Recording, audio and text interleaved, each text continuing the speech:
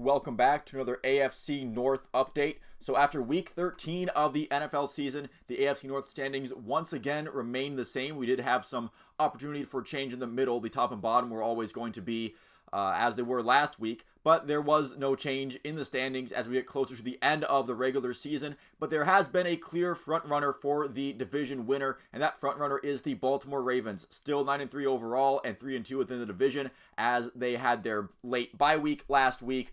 They sat around and watched their lead on the division actually get better due to the results of this week throughout the rest of the AFC North, and they will definitely have a chance to improve their record this week when they play against the Los Angeles Rams. Now, their offensive line, which has been perhaps a little bit shaky in pass protection, they will have a chore in dealing with Aaron Donald. He's obviously a beast and a half, and he's always going to have some sort of impact on the game. But it will be another week of wondering kind of which Ravens team we'll see. Is it one that, puts everything together for a dominant performance? We've seen those blowout wins against Detroit and Seattle. Or do they let another so-so opponent hang around, which could lead to another disappointing loss result? Or even when they still win, you do kind of have a feeling of wanting to see a little bit more from Baltimore at this point. But either way, no matter how you slice it, this team is looking at a 9-3 record, which is fantastic.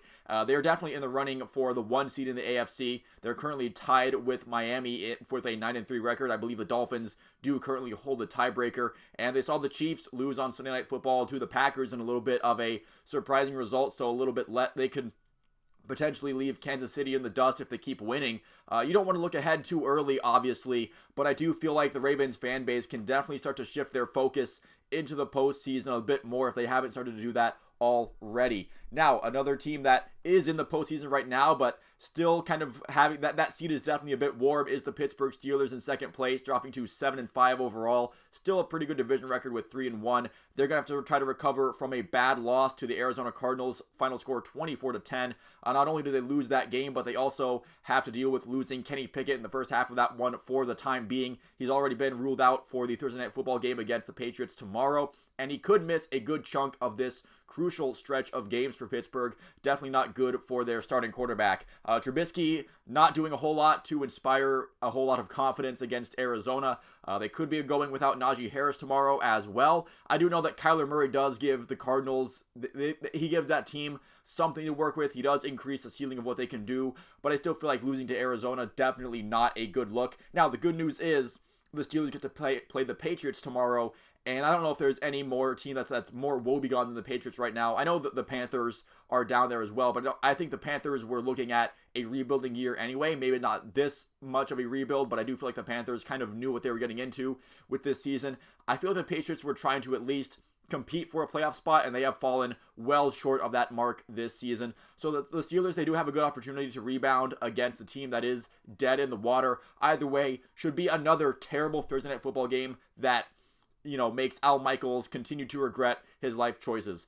Then you also have the Cleveland Browns, 7-5 overall, 3-2 in the division. They also they took an L last week, taken down by the Rams by the final score of 36-19. And the final score definitely looks pretty bad, and they did.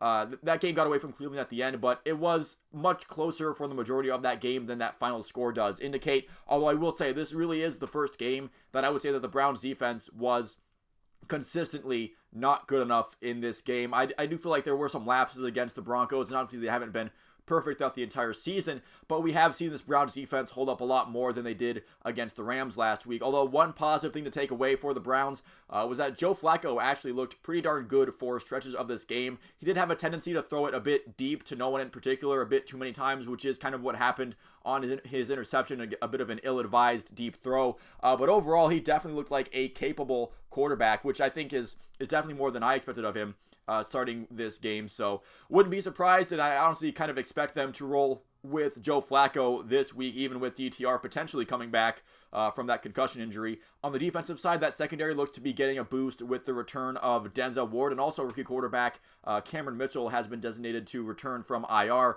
That Denzel Ward injury has been especially harmful. We saw the coverage the last couple weeks hasn't really been up to the same standard since his absence began. The Browns play the Jaguars this week, who are also dealing with a quarterback injury in Trevor Lawrence. Now, he hasn't even really been ruled out of the game as of now, which is a far cry from what we saw happened unto him against the Bengals on Monday Night Football that we'll get into.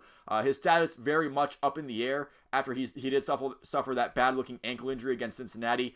It's been described as a high ankle sprain, which, again, much better than what was initially feared. He wasn't even in a walking boot when he did media stuff today, so it's very possible that he could be suiting up against the Browns just less than a week after it looked like his season was pretty much in jeopardy. So that could be a small medical miracle there. Then rounding out the AFC North, you have the Bengals improving to 6-6 overall, back to 500, 0-4 in the division. Their season does have new life, though, after they beat the Jaguars 34-31 in overtime on Monday Night Football. You know, they might not be as dead in the water as we all thought if Jake Browning can continue to have outings like that. And I do think when you have a guy like Jake Browning have that kind of performance, the issue then becomes, well, can he do that week after week after week? Because we've seen some backup quarterbacks or some journeyman fringe starters have some games like that before, like Ryan Fitzpatrick kind of started that trend. We've already seen Joshua Dobbs have a couple really good games and then a couple not so good ones with the Vikings. Although he has found a connection with Jamar Chase. I guess with Jamar Chase, something about quarterbacks with the initials JB just kind of unlocks the best out of Jamar Chase. But I honestly just think he's a really good receiver. But it is funny to note that both Joe Burrow and Jake Browning, JB initials, having that, you know, having something to do with Jamar Chase having huge games. They were even able to overcome the worst play call I've seen all year with Zach Taylor trying to do that pass back to Jake Browning from Tyler Boyd kind of thing. That was picked off and just a train wreck from the start. The win definitely looked to be in danger after a long Jaguars completion in overtime, but it was called back for holding. I've seen those kind of calls go either way. Went to the Bengals that time. The Bengals on the following drive got the ball back, would go down the field, and McPherson would hit the game-winning field goal, a 48-yarder in overtime. Jake Browning, for his efforts, won AFC Offensive Player of the Week. Definitely well earned.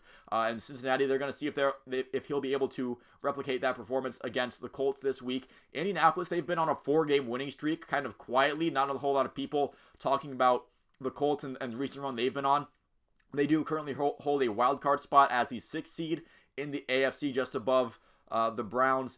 And I do believe that, you know, if you look through the Colts' winning streak record, they haven't exactly played the toughest of opponents. But sometimes if you rack up wins, no matter who it's against, that can just build momentum and result to a team that maybe plays a bit above their shoulders, like the sum being a bit more than its parts. But a win against the Colts would be a huge boost in the Bengals playoff odds, which again, got a little bit better with a win over Jacksonville. Definitely not the despondent feeling they would be if they were looking at, you know, a 5-7 record. That would be much more of an uphill battle than a 6-6 where they currently sit. But that's going to do it for this video. Thank you so much for watching. If you didn't make it this far into it, feel free to leave a like and subscribe if you enjoyed the video and like to see more like it. I make an AFC North update every week after these NFL regular season weeks. Once again, thank you for watching. I will see you at the next one.